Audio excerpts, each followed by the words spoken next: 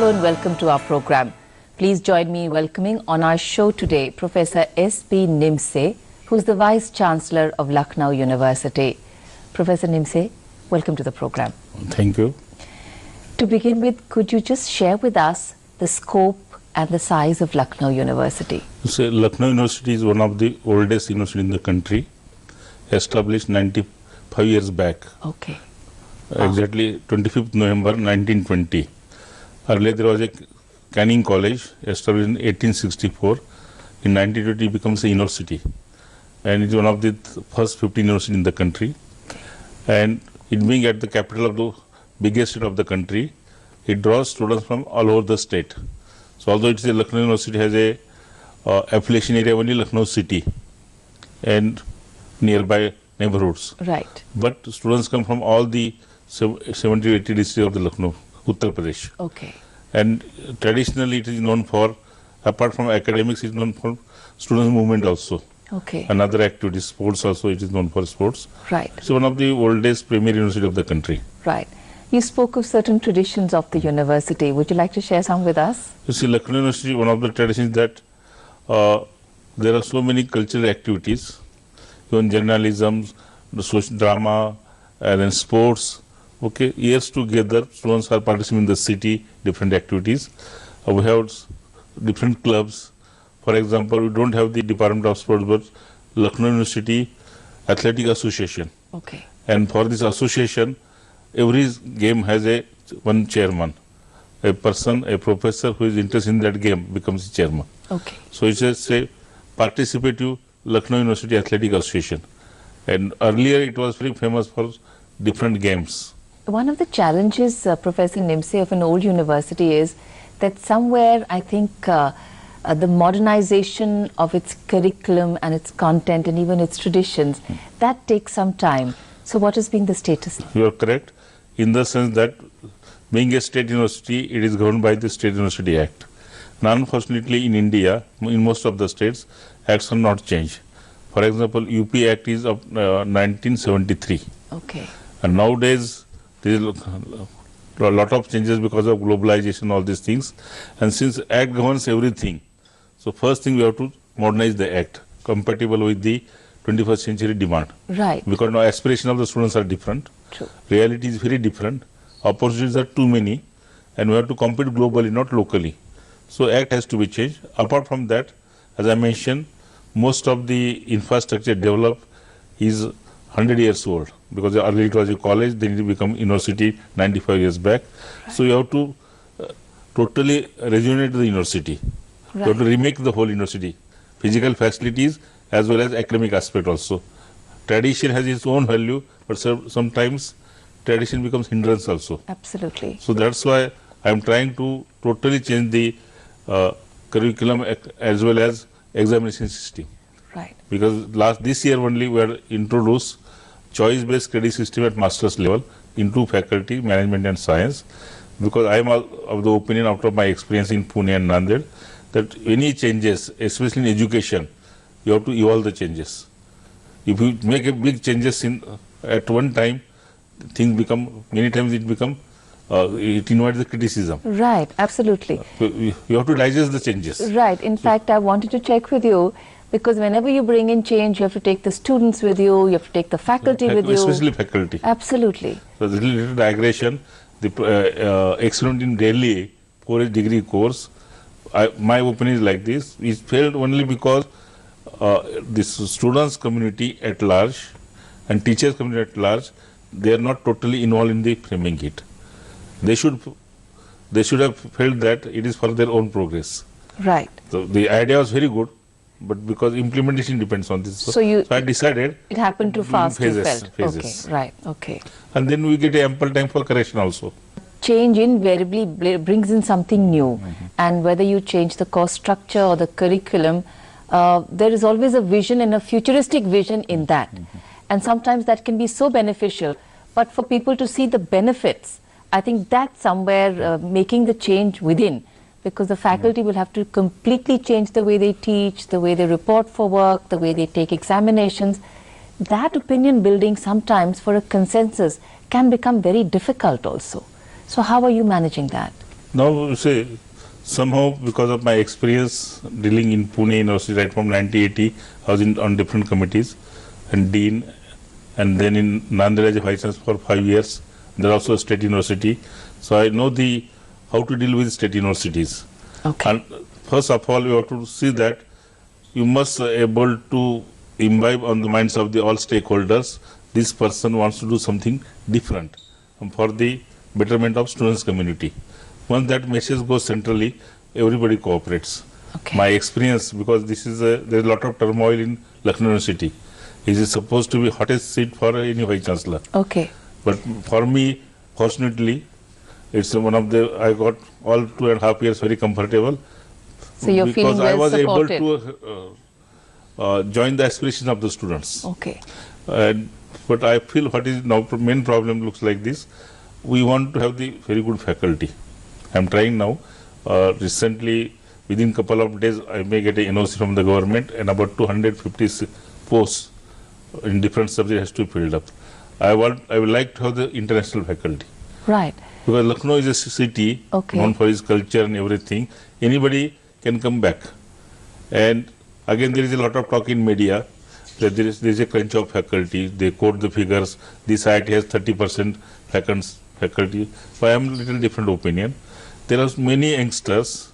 They are stranded outside the country, in Europe, America, doing only postdoc there. They want to come back. But our selection process is so clumsy and technical. In old days, vice chancellor has the right to invite anybody and join as a lecturer. Right. Now it becomes so systematic and court matters so that it becomes difficult to recruit the good people from abroad. Right. But even though with these obstacles, after all we have to go by the law and technical has to be completed. I feel that I will be able to attract the good teachers. Right. Once I get a good teachers, I dream, because after 5 years, in 2020, we are completing 100 years. I may not be there, but I will set the foundation for that. When it is 100 years, Lucknow must take a shape. We must position Lucknow University as top 10 university in the country, and apart from that, and first 200 university in international scenario. You must be hearing a lot of talk for last 8 to 10 years. No Indian university is first 200 and all these things. True. I think we're underestimating ourselves. You know, one of the challenges again of being in government or quasi-government organizations is that, of course, there is a rule book. But I think when we look at higher education today, do you not feel that enough gap and scope should be given to the heads of these places for modifications, for bringing in new things and changes?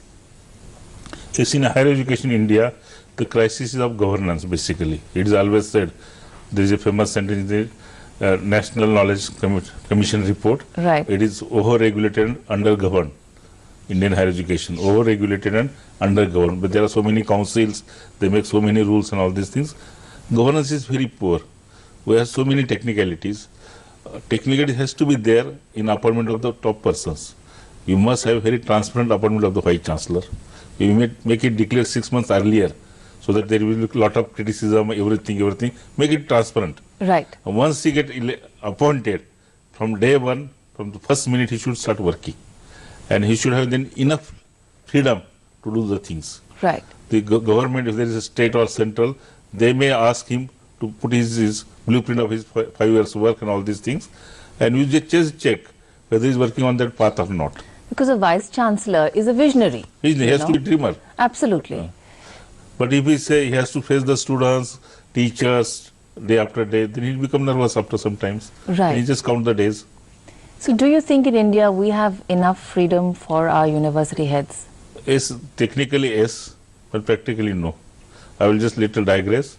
2 years or 3 years back, Maharashtra government sent about 30 people to Harvard, Boston. Okay. Because there was a discussion with our education minister in Mumbai that how to build the world-class university in Maharashtra. This is just personal discussion going on. Right. Then somebody suggested now, which is the top university in the world now? Harvard was there number 1. So minister said, let 20-30 people go there and learn how to build the world-class university. The one observation was like this: when you talk with the president of the university, that was the first lady president in 350 years of Harvard University, the president lady says that her job is only to generate the funds, basically from alumni, and invite the best faculty.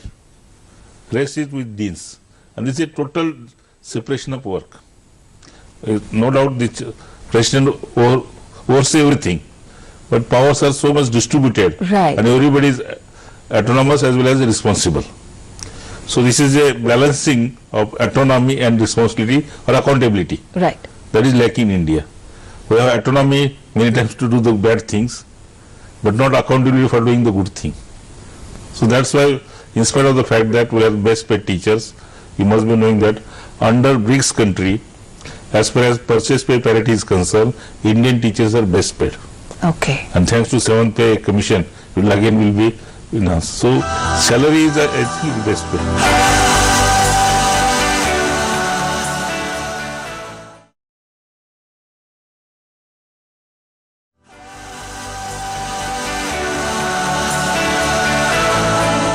कार्यक्रम में एक बार फिर आपका स्वागत है। हम बात कर रहे हैं प्रोफेसर एस.डी. निमसे से, जो लखनऊ यूनिवर्सिटी के वाइस चांसलर हैं। प्रोफेसर निमसे, स्टूडेंट्स और पॉलिटिक्स का पर्टिकुलरली लखनऊ यूनिवर्सिटी में क्या रिश्ता है? Students or politics and Lucknow University, they are positively connected. Okay. In the sense, if you go by the present Akhilesh Yadav ministry, at least 7 to 8 ministers are our past student union chairman or secretary. Okay. And there is a tradition, and there was a myth among the students, especially coming from the rural area. अगर आप Lucknow university के student union का अध्यक्ष बन गए या secretary बन गए, तो आप तो कम से कम एमएलए होना ही है, या बाद में मिनिस्टर में होना है. तो इसीलिए तो out of that feeling, earlier up to 70s it was okay, up to 80 it was okay. After 80 there was violence come in picture, and it becomes so violent. Many times गोलियां चलाती थी, murders बहुत हो गए. It becomes a difficult to handle the Lucknow University because of students' unions election. Okay. And for last 5 to 6 years, the election never take place. High Court interfered, and there was lot of torturing of this in the name of funds, election funds. The whole city was sometimes was captive, become captive of this. Okay, so gangs. People were being squeezed for funds. Squeezed for funds. Okay. Then court come forward and they interfere, and they ask state government certain clarifications, and because of that, elections are not held for last 2, 3, 4, 5 years. Okay. Personally, I am all in favor of election, because ultimately higher education for students. And earlier, before this kind of bad elements come into picture, Lucknow University was producing best leaders. For example, Dr. Shankar Dayal Sharma is our student. He was lecturing in Lucknow University. There are many names. Okay. Out of this university politics and university education, they become national leader. So how can university politics be kept clean? If we follow strictly Lindo Commission recommendation, and encourage the good students to participate in the election process, I think it can be made clean. Because all over the world, we witness that there are students' union. Recently, we had signed MOU with one of the universities in America, Okay.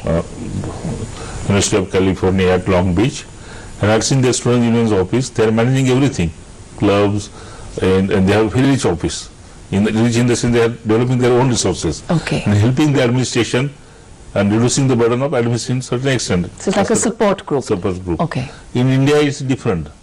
They feel that they want to extract something from the authority, and for extracting something, create all the time some troubles. Okay. And that's why things become unstable. But in spite of this reality, we must develop some mechanism so that we can hold the election regularly, and they must have a say for the students as far as the welfare measures are concerned in the decision making also.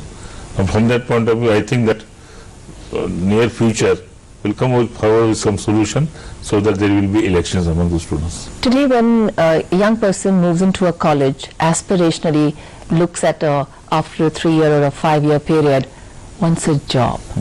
How do we make our curriculum and our courses such that every student who passes out is equipped to take on a good job?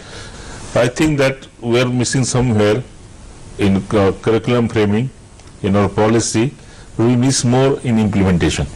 I will just give one figure. In Uttar Pradesh, I think 3-4 months back, they advertised the post for peon class 4.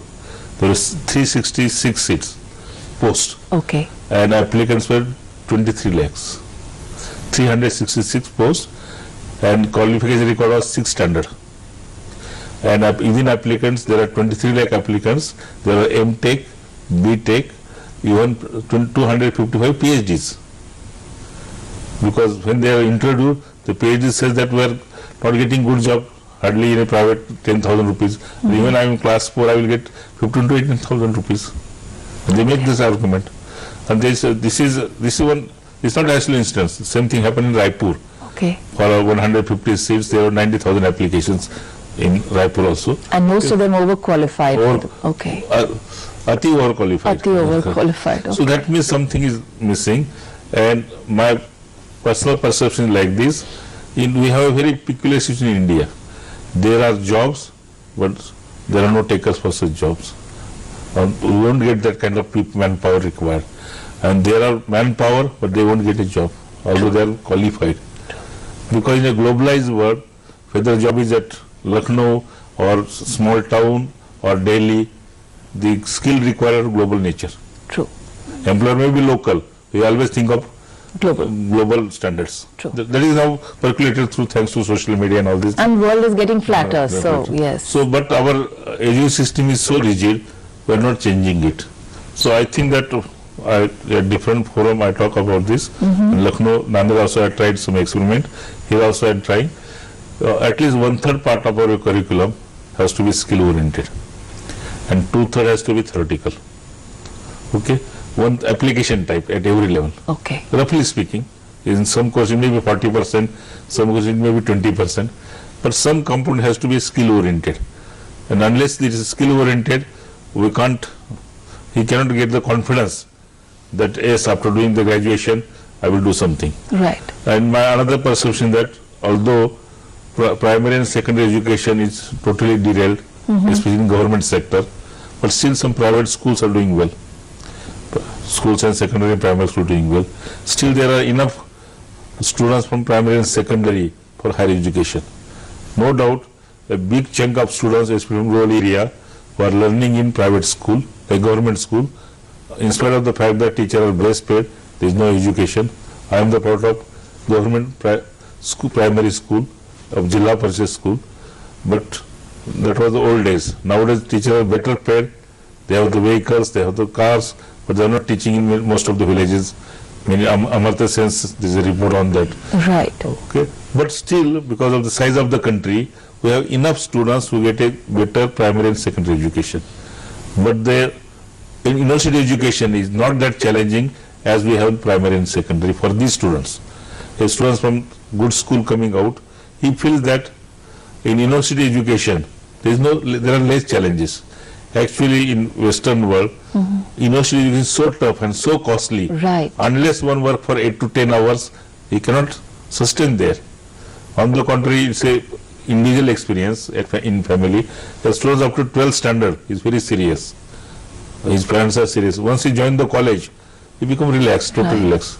That is the 3 years are the most important years in the life of a student, undergraduate years, where you must work hard, 8 to 10 hours a day. And here it's the other way around. You build your capacities till class 12, then you take it easy, and you get your degree, and then you realize, and then you're unfit. Then you realize that you miss, because my little exposure all over the world, undergraduate education in India is the main culprit.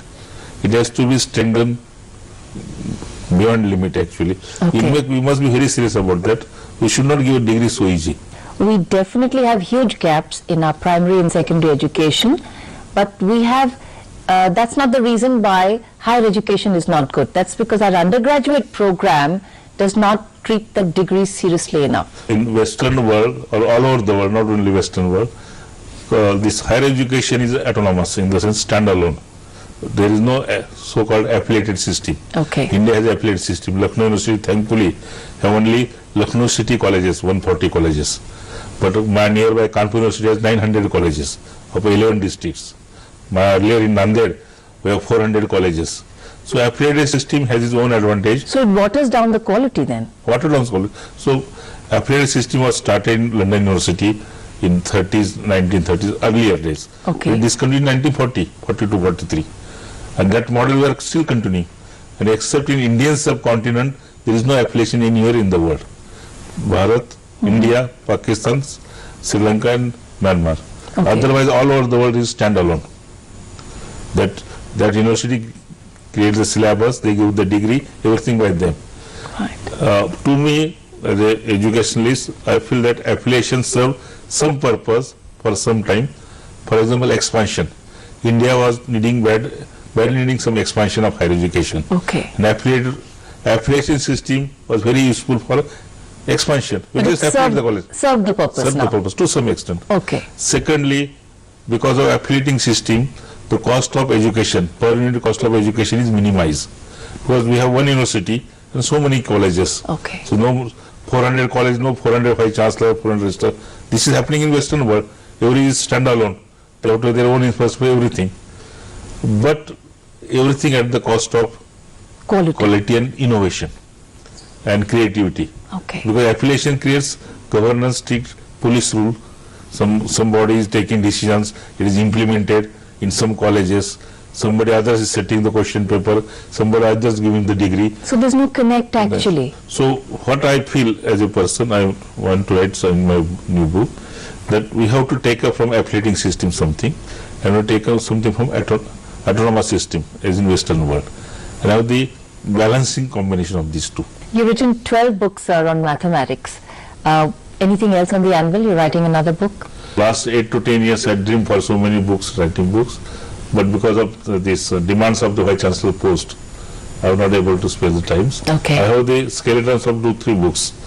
There is no book on topology which covers the recent developments. I want in 2 volumes. Anthropology is my basic discipline. And one on education also I want to write. Okay. And that education book, what are the demands of the higher education in India? Okay. How to create the right type of manpower. All these slogans, make in India, digital India, will be possible only if universities and colleges produce the right type of manpower. True. Otherwise it become a dream only. Very So true. government may be honest. I don't cast positive and negative comments. Government may be honest. They also desire, but unless that kind of manpower is there, we cannot import the manpower. Absolutely. No. And I fear that this is not still realized by our teacher community at large, decision maker at large, how to supply the good manpower to this country. Wonderful, and I hope the dream comes true fast, because we all look forward to that book. Professor Nimse, thank you so much for coming onto our show. It was wonderful speaking with you. Thank you. Thank you.